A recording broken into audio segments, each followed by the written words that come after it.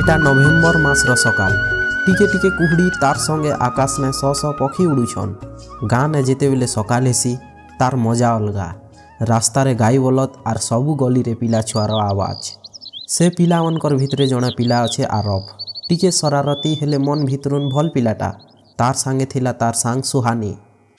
ଆରବ ଧୀରେ ଧୀରେ ଚାଲ ହିଟି ପଡ଼ବୁ। ଯଦି ଆଜି ସ୍କୁଲ ପହଞ୍ଚବାର ଲେଟ୍ ହେଲା ବେଲେ ମାଷ୍ଟର ବାହାରେ ଠିଆ କରିଦେବା। ସବୁଦିନ ଲେଟ୍ ହଉଛେ ଆମର। ସେଦିନ ମାଷ୍ଟର ପିଲାମାନକେ ଗୋଟେ ସୁନ୍ଦର କଥା ଶିଖୁଥିଲେ। ବ୍ଲାକବୋର୍ଡ଼ରେ ଲେଖା ହେଇଥିଲା ଦୟାଲୁ ହୁଅ ବୋଲି କରି। ଦରକାର ଜାଗାଲ ସାହାଯ୍ୟ କର ବୋଲି ଟପିକ୍ ଥିଲା। ପିଲାମାନେ ଅଲଗା ଲୋକର ସାହାଯ୍ୟ କି ଦରକାର ସମୟାନା କାମ କରବାରଟା ସବୁଠାରୁ ବଡ଼ ଧରମ। ସାହାଯ୍ୟ ସାର୍ ମୁଇଁ ତ ନିଜର ଖାତା ପାସରି ଯାଉଛେ, ଅଲଗା କାମ ତ ଛାଡ଼।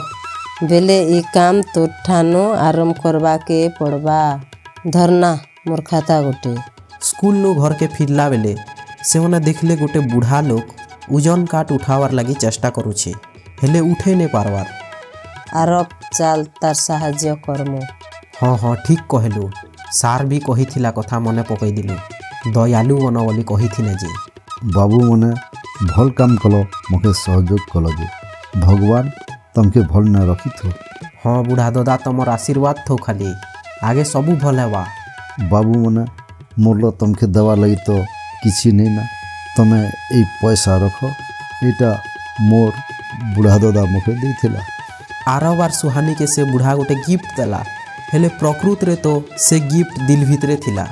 ସେମାନେ ଜଣେକେ ସାହାଯ୍ୟ କରିପାରିଲେ ବୋଲି ମନ ଖୁସି ଲାଗଲା ଆରୁ ଦୁଇ ଜଣ ପୁରା ଶ୍ରଦ୍ଧା ହେଇକରି ଘରକେ ଫିରଲେ। ମା ଆଜି ରାସ୍ତାରେ ଏନ୍ତି ହେଲା।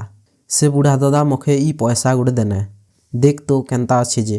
ବାବୁ ଏ ପଇସା ସୁନ୍ଦରଟାଏ ଆର ଖୁବ୍ ପୁରୁଣାଟା ବି ହେଲେ ଇତାର ନ 10 ଗୁଣା ସୁନ୍ଦର ତୋର ମନେ। ଭଲ କଲୁ, ସହଯୋଗ କଲୁ ଯେ। ଆରବ ଇଛନ୍ନୁ ବୁଝିଗଲା ଯେ ସାହାଯ୍ୟ କି ଦରକାର ଜାଗାଲ କାମ ଆସିଲେ ଖୁସି 2 ଗୁଣା ହେଇଯାସି ବୋଲି। ଇ କାହାଣୀରୁ ଆମେ ଶିଖବାକେ ପାଇନୁ ଯେ ଦୟା ଭାବ ହିଁ ଦୁନିଆରେ ସବୁଠାନୁ ବଡ଼ ମାନବିକତା ଆର ଧର୍ମ ଏ ବୋଲି।